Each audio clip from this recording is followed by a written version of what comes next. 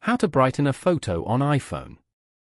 To get started, first of all go ahead and open up the Photos application on your phone.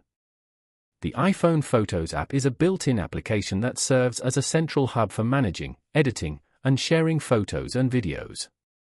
Here, you can view all the photos and videos on your phone. Open any photo from here. Then, go to the bottom panel and tap on the edit icon as shown. You can now edit the photo using all the options available over here. In the Adjust section, swipe left and go to the Brightness feature. From here, you can adjust the brightness of your photo. Drag the slider to increase the brightness level of the photo.